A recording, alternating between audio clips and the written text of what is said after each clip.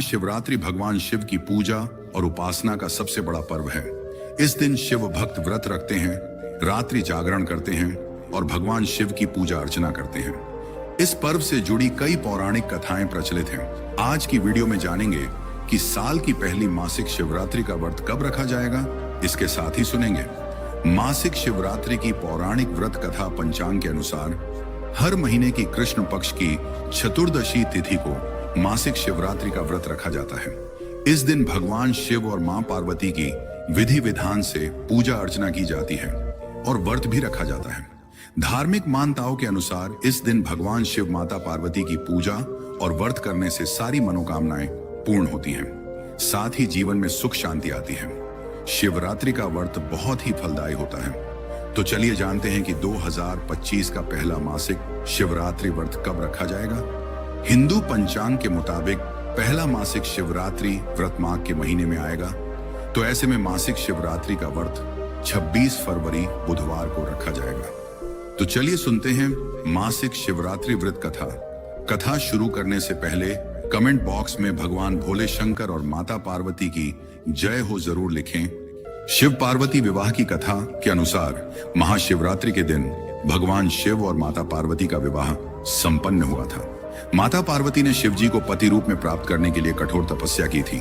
उनकी तपस्या से प्रसन्न होकर भगवान शिव ने उन्हें पत्नी के रूप में स्वीकार किया और महाशिवरात्रि के दिन उनका विवाह हुआ। इसलिए इस दिन को शिव पार्वती के पावन मिलन के रूप में मनाया जाता है। समुद्र मंथन और हलाहल विष की कथा के अनुसार जब देवताओं और असुरों ने समुद्र मंथन किया तब उसमें से अमृत के साथ साथ कालकूट नामक विष भी निकला। यह विष इतना प्रलयंकारी था कि इससे संपूर्ण सृष्टि के नष्ट होने का खतरा उत्पन्न हो गया। सभी देवता भगवान शिव के पास गए और उनसे इस समस्या का समाधान करने की प्रार्थना की। भगवान शिव ने करुणा दिखाते हुए उस विष को अपने कंठ में धारण कर लिया, जिससे उनका कंठ नीला हो गया और वे नीलकंठ कहलाए। इस घटना की याद में महाशिवरात्रि पर्व मनाया जाता है और भगवान शिव की उपासना कर उन्हें जल अर्पित किया जाता है। धार्मिक पौराणिक कथा के अनुसार चित्र भानु नामक एक शिकारी था। वह जानवरों की हत्या करके अपने परिवार का पेट पालता था। शिकार करने के अलावा वह और कोई काम नहीं करता था। इसी कारण उसके पास साहूकार का कर्ज था। धीरे धीरे कर्ज बढ़ता गया, लेकिन वह शिकारी कर्ज को नहीं चुका पा रहा था। समय पर कर्जा न चुकाने के कारण साहूकार को गुस्सा आ गया। एक दिन क्रोधित होकर साहूकार ने शिकारी को ले जाकर शिव मंदिर में बंदी बना दिया। सहयोग से उस दिन शिवरात्रि थी। शिवालय में शिव जी के मंत्र कथा प्रवचन आदि चल रहे थे।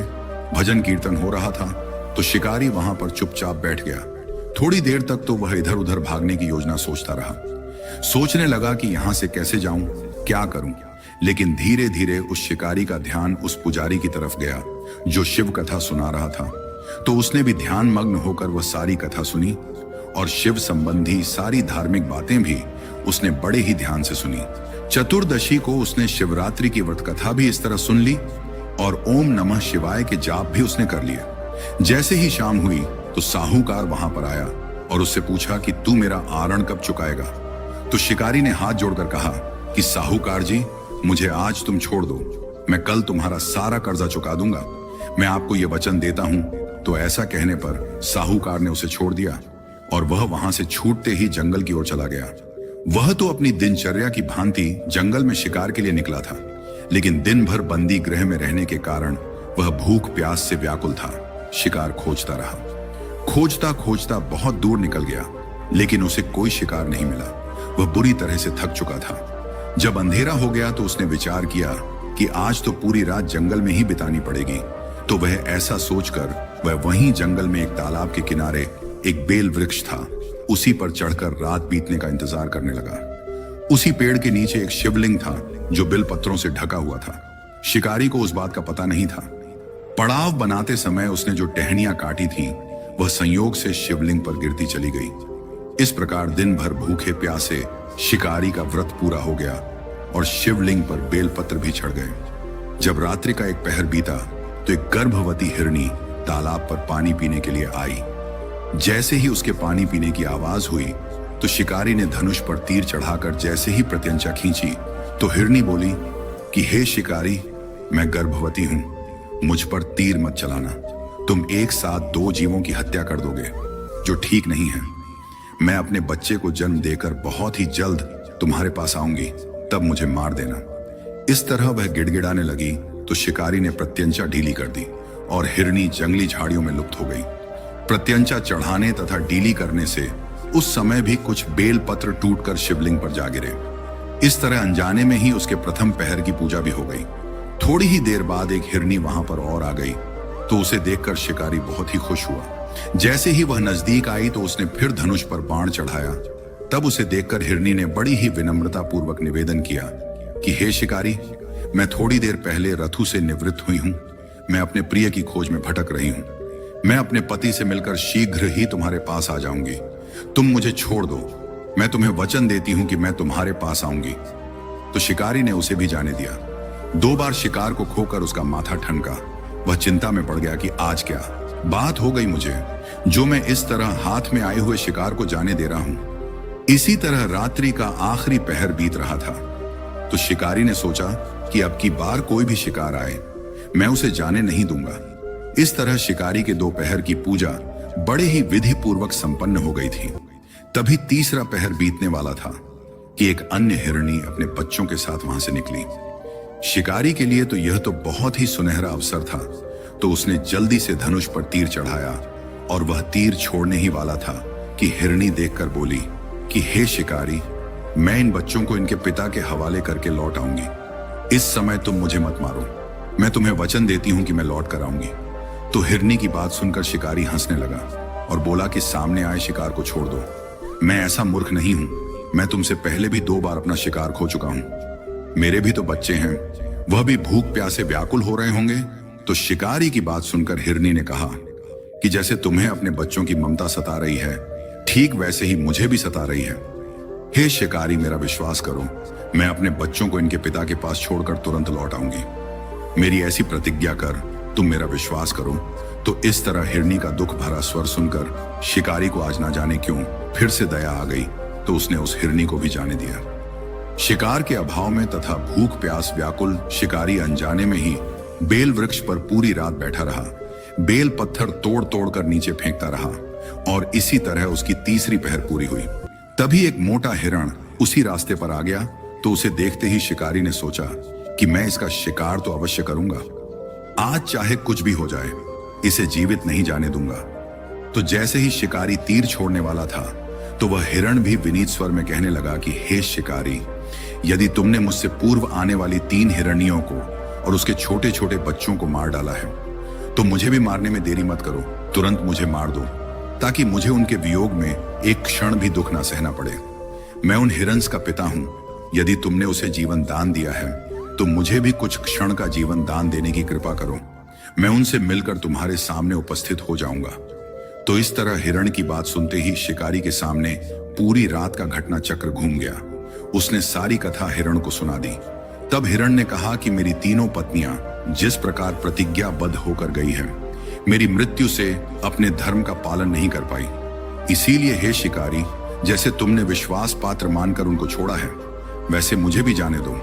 मैं उन सब के साथ तुम्हारे सामने बहुत ही जल्द प्रस्तुत हो जाऊंगा।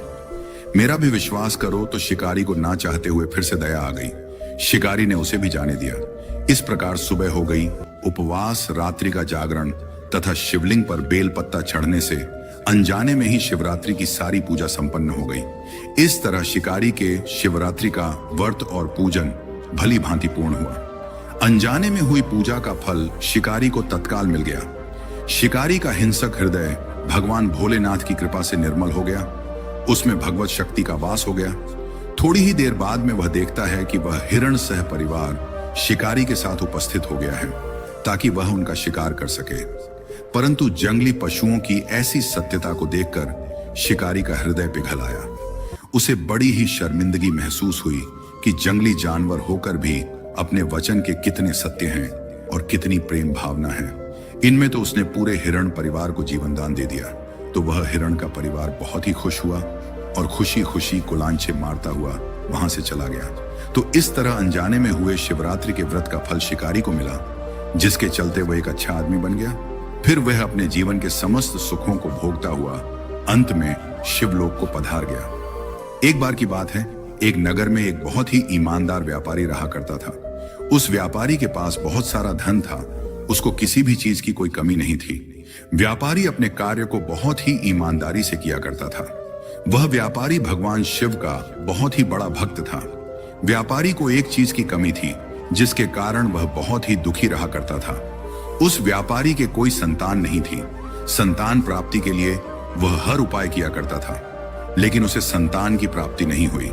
एक दिन उस व्यापारी को उसके मित्र ने बताया कि तुम ऐसा करो कि सोमवार के व्रत रखना शुरू कर दो। हो सकता है कि भगवान शिव प्रसन्न होकर तुम्हें पुत्र प्राप्ति का वरदान दे। तो अपने मित्र की बात सुनकर व्यापारी बहुत ही प्रसन्न हुआ और घर आकर अपनी पत्नी को सारी बात बताई। सहयोग से उस दिन सोमवार था, तो व्यापारी और उसकी पत्नी ने भगवान शिव की पूजा करनी शुरू कर दी और सोमवार के व्रत भी उसी दिन से शुरू कर दिया। व्यापारी पूरे सच्चे मन से भगवान शिव की पूजा किया करता था और दोनों पति पत्नी सोमवार के व्रत करते और व्रत कथा बड़ी ही श्रद्धा भाव से सुनते। वह व्यापारी हमेशा सोमवार को मंदिर जाया करता था, सच्चे मन से भक्ति करता था। तो उसकी सच्ची भक्ति देखकर भगवान शिव और माता पार्वती जी दोनों बहुत ही प्रसन्न हुए। माता पार्वती जी ने भगवान शिव से कहा कि स्वामी व्यापारी जिस मनोकामना के लिए आपके व्रत और पूजा पाठ करता है, तो आप उसकी मनोकामना पूरी करें। तो भगवान शिव ने पार्वती जी की बात सुनकर कहा कि जिसके भाग्य में जितने कर्म होते हैं, उसे अपने कर्मों का फल अवश्य भोगना पड़ता है और उन्हीं कर्मों के अनुसार सब निर्धारित होता है कि भाग्य में क्या है क्या नहीं है। जिसके भाग्य में जो होता है उसको वही भोगना पड़ता है। तो माता पार्वती जी ने भगवान शिव से कहा कि व्यापारी की भक्ति आपके लिए बहुत ही अच्छी है। मैं तो कहती हूं कि इसकी सच्ची भक्ति देखकर इसकी मनोकामना को आप पूर्ण करें। स्वामी आपके लिए कुछ भी असंभव नहीं है। तो इस तरह बार बार पार्वती जी के हट करने पर शिव जी ने व्यापारी को पुत्र प्राप्ति का वरदान दे दिया। लेकिन भगवान शिव ने माता पार्वती जी से कहा कि मैंने वरदान तो दे दिया है, पर इस व्यापारी का बेटा सिर्फ 12 वर्ष की आयु तक ही जीवित रहेगा, उसके बाद वह मृत्यु को प्राप्त हो जाएगा। व्यापारी माता पार्वती जी और भगवान शिव की बातों को बड़े ही ध्यानपूर्वक सुन रहे थे, लेकिन व्यापारी को इस बातों का कोई दुख नहीं हुआ, बल्कि उसे तो पुत्र प्राप्ति की खुशी हो रही थी। वह खुशी खुशी भगवान शिव की पूजा करता रहा। समय बीतता गया। कुछ समय पश्चात व्यापारी की पत्नी ने एक बहुत ही सुंदर लड़के को जन्म दिया। पूरे नगर में खुशियां मनाई गई। व्यापारी और उसकी पत्नी बहुत ही खुश थे, लेकिन व्यापारी को मन में एक डर भी था। लेकिन वह अपने बच्चे की बाल लीलाओं के सामने अपने दुख को भूल जाता था। दोनों अपने पुत्र के लालन पालन में लग गए। जैसे ही व्यापारी का पुत्र 11 वर्ष का हुआ, तो व्यापारी को शिव पार्वती जी की बात याद आ गई। तो उसे यह सोचकर बहुत ही दुख हो रहा था कि अब मैं क्या करूं। तो उसने सोचते सोचते पुत्र के मामा को अपने घर बुलाया और उसे कहा कि तुम अपने भांजे को काशी ले जाओ और वहां पर पढ़ाई करवाओ और जाते समय रास्ते में यज्ञ करवाते जाना, दान पुण्य करवाना, ब्राह्मणों को भोजन करवाना। इस तरह से सारी शिक्षा देकर व्यापारी ने अपने पुत्र को मामा के साथ बहुत सारा धन देकर विदा कर दिया। मामा और भांजा काशी के लिए निकल पड़े। रास्ते में यज्ञ करवाते, ब्राह्मणों को भोजन करवाते हुए जाने लग कई दिनों की यात्रा करने के बाद में दोनों एक नगर में जा पहुंचे। उस नगर का राजा बहुत ही धनी और बलवान था। उस राजा के एक ही पुत्री थी। उस दिन उस राजा की पुत्री का विवाह हो रहा था। राजकुमारी का विवाह जिस लड़के से होने वाला था, वह एक आंख से था। यह बात दूल्हे के पिता ने राजा से छुपाई थी और इस बात से वह चिंतित था कि कहीं राजा को मेरे बेटे का सच पता चल गया तो वह शादी के लिए मना कर देगा और हमें सजा भी देगा। तो इस तरह वह चिंता के मारे सूख रहा था। जब दूल्हे के पिताजी ने व्यापारी के लड़के को देखा तो मन ही मन एक योजना बनाई। सोचने लगा कि क्यों ना मेरे बेटे की जगह इस लड़के को भेज देता हूं। शादी इसके साथ करवा दूंगा और इन्हें खूब सारा धन देकर लौटा दूंगा और राजा की बेटी को अपने बेटे के साथ अपने राज्य ले जाऊंगा। तो इस तरह सोचते हुए वह उस लड़के के मामा से बात की।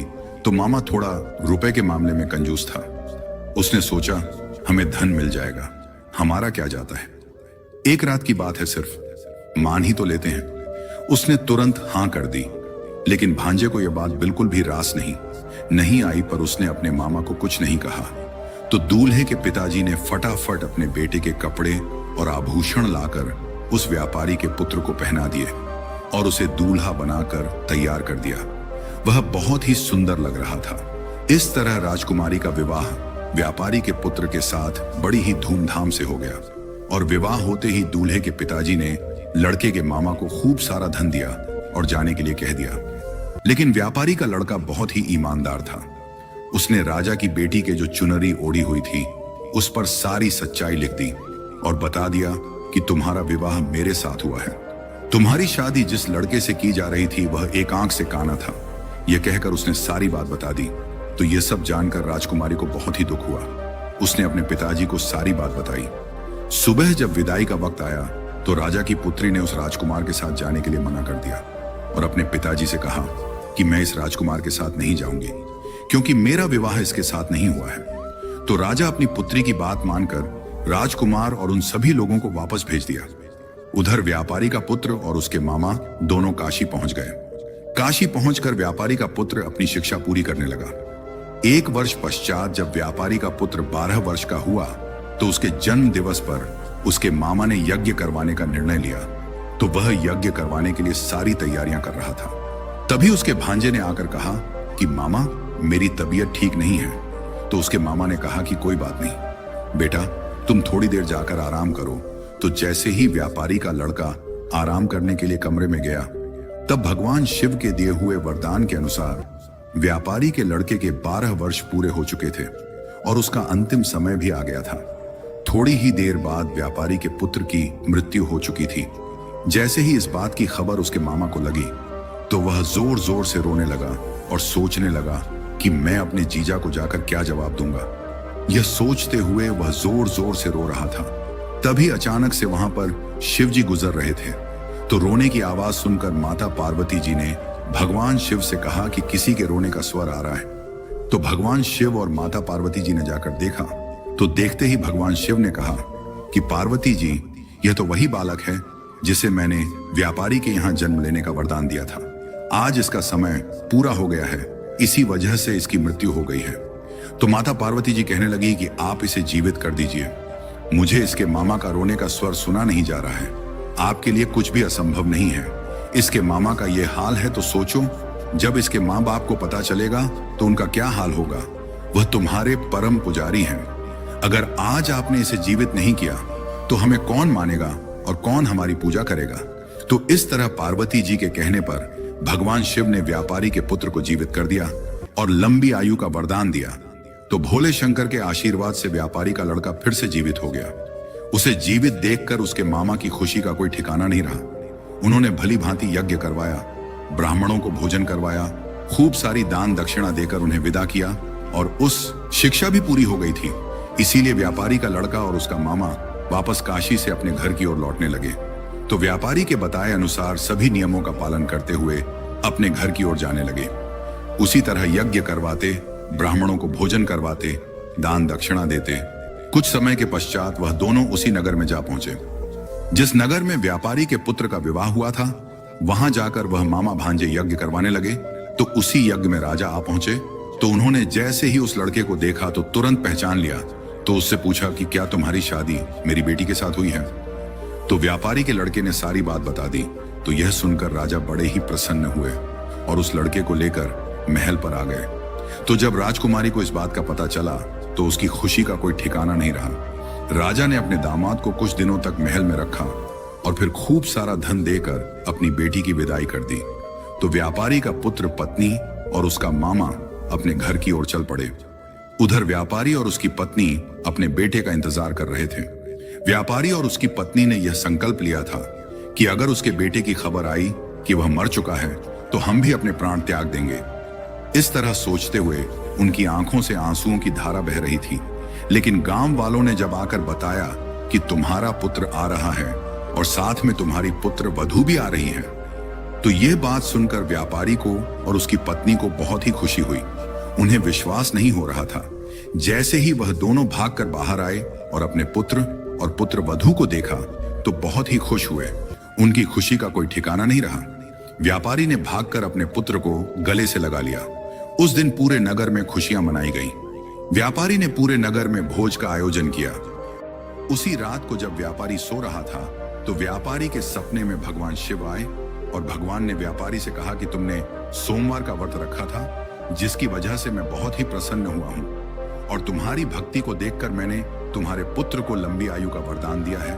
अब तुम मांगो, क्या मांगते हो? मैं तुम्हारी सेवा भक्ति से बहुत ही प्रसन्न हूँ। तो हाथ जोड़कर कहने लगा कि हे भगवान, मुझे कुछ नहीं चाहिए, मेरे पास आपका दिया हुआ सब कुछ है। हर व्यक्ति के लिए संतान सुख से बढ़कर दूसरा कोई सुख नहीं होता, इसीलिए तुम ऐसा वरदान दो। अगर कोई ने संतान दंपति तुम्हारा व्रत करें और व्रत कथा सुने तो उन्हें संतान की प्राप्ति अवश्य हो। तो भगवान भोले शंकर कहने लगे कि ठीक है, आज के बाद जो भी व्यक्ति सोमवार का व्रत रखेगा और इस कथा को सुनेगा, उसकी सारी मनोकामनाएं पूर्ण होंगी। तो इस तरह का आशीर्वाद देकर भगवान शंकर व्यापारी के सपने से अंतर्ध्यान हो गए। तो इस तरह शिव जी की पूजा और व्रत करने से व्यापारी को संतान की प्राप्ति हुई। फिर वह अपने समस्त सुखों को भोगता हुआ अंत में शिवलोक को गया। बोलो भोले शंकर की जय हो, बोलो माता पार्वती जी की जय हो। अब अपने सुनेंगे लपसी और तपसी की कहानी। इस कहानी को हर व्रत कथा के बाद में जरूर सुनना चाहिए। इस कथा को सुने बिना हमें हमारे व्रत और पूजा पाठ का पुण्य फल नहीं मिलता है। एक लपसी था, एक तपसी था। तपसी हमेशा भगवान की तपस्या में लीन रहता था। लपसी रोजाना 1.25 शेर की लापसी बनाकर भगवान को भोग लगाकर भोजन कर लिया करता था। एक दिन किसी बात को लेकर उन दोनों में कहासुनी हो गई और दोनों जोर जोर से लड़ने लगे। तपसी कहने लगा कि मैं तो रोजाना भगवान की तपस्या करता हूं, इसीलिए मैं बड़ा हूं। तो लपसी कहने लगा कि मैं रोजाना भगवान को 1.25 शेर की लापसी का भोग लगाता हूं, इसीलिए मैं बड़ा हूं। इस तरह कहते हुए वो दोनों जोर जोर से लड़ने लगे। तभी वहां से नारद जी गुजर रहे थे। दोनों को लड़ता हुआ देखकर वहां आ गए और उनसे पूछने लगे कि तुम दोनों लड़ क्यों रहे हो? तो तपस्वी ने खुद को बड़ा होने का कारण बताया और लपसी ने अपने बड़े होने का कारण बताया और कहने लगे कि अब आप ही हमारा फैसला कर दो। तो नारद जी कहने लगे कि मैं तुम्हारा फैसला तो कर दूंगा, लेकिन कल आऊंगा, तुम दोनों तैयार रहना। दूसरे दिन लपसी और तपसी नहा धोकर अपनी रोजाना की भक्ति करने लगे। तो नारद जी वहां पर छुप कर बैठे थे और उन्होंने सोने की एक एक अंगूठी उन दोनों के आगे रख दी। तपस्वी की नजर जब अंगूठी पर पड़ी तो उसने चुपचाप अंगूठी को उठाया और अपने पैर के नीचे दबा ली। लपसी की नजर उस अंगूठी पर पड़ी, लेकिन उसने ध्यान नहीं दिया। उसने रोजाना की तरह लापसी बनाई और भगवान को भोग लगाया। फिर स्वयं भोजन करने लगा। तो नारद जी उन दोनों के सामने आ गए। तो देखते ही दोनों कहने लगे कि अब बताओ हम में से कौन बड़ा है? तो नारद जी कहने लगे कि लपसी ही बड़ा है। तो यह सुनकर तपसी को बड़ा ही आश्चर्य हुआ और वह कहने लगा कि मैं कितनी कठिन तपस्या करता हूं, फिर भी आप कह रहे हैं कि लपसी बड़ा है। तो नारद जी ने कहा कि तुम अपने स्थान से खड़े हो जाओ। तो वह खड़ा हुआ तो उसके पैर के नीचे अंगूठी दिखाई पड़ी। तो नारद जी तपसी से कहने लगा कि तपस्या करने के बाद भी तुम्हारी चोरी करने की आदत नहीं गई है, इसीलिए लपसी बड़ा है, क्योंकि मैंने ही तुम दोनों के आगे सोने की एक एक अंगूठी रखी थी। तो तुमने तो देखते ही अंगूठी को उठाया और अपने पैर के नीचे दबा ली। लपसी ने अंगूठी को देखकर भी अनदेखा कर दिया। इसका अपनी रोजाना की भक्ति में ध्यान था। इसने लापसी बनाई और भगवान को भोग लगाया, इसीलिए लपसी ही बड़ा हुआ और तुम्हें तुम्हारी इतनी कठिन तपस्या का कोई फल नहीं मिलेगा। तो यह सुनकर तपसी को अपने के पर बड़ा ही पछतावा हुआ और शर्मिंदा होकर नारद जी से माफी मांगने लगा। कहने लगा कि महाराज, मुझसे गलती हो गई, आज से मैं कभी भी चोरी नहीं करूंगा। तुम मुझे बताओ कि मुझे मेरी तपस्या का फल कैसे मिलेगा? मैंने तपस्या बड़ी ही श्रद्धा भाव से की है। तो तपसी की बात सुनकर नारद जी कहने लगे कि यदि घर पर सारी रोटी बनाकर गाय और कुत्ते की रोटी नहीं बनाएगा तो वह फल तुझे ही मिलेगा। अगर कोई दिए से दिया जलाए तो उसका फल भी तुम्हें ही मिलेगा। कोई ब्राह्मण को भोजन करवाकर उसे दक्षिणा नहीं देगा तो उसका फल भी तुझे ही मिलेगा। व्रत कथा में अगर कोई सारी कहानी सुन ले लेकिन तुम्हारी कहानी ना सुने तो उस व्रत का फल भी तुझे ही मिलेगा। तो यह सुनकर तपसी बहुत ही खुश हुआ और उसके बाद कभी भी चोरी न करने का प्रण लिया। कहा जाता है कि उसी दिन से हर व्रत कथा के बाद में लपसी तपसी की कहानी कही और सुनी जाती है। कहानी समाप्त होते ही बोलना चाहिए कि लपसी का फल लपसी को मिले, तपसी का फल तपसी को मिले। हमारी कहानी का, हमारे व्रत का और हमारे पूजा पाठ का फल हमें मिले कि जो भक्त सच्चे मन से भगवान शिव की पूजा करता है उसे उनका आशीर्वाद अवश्य मिलता है।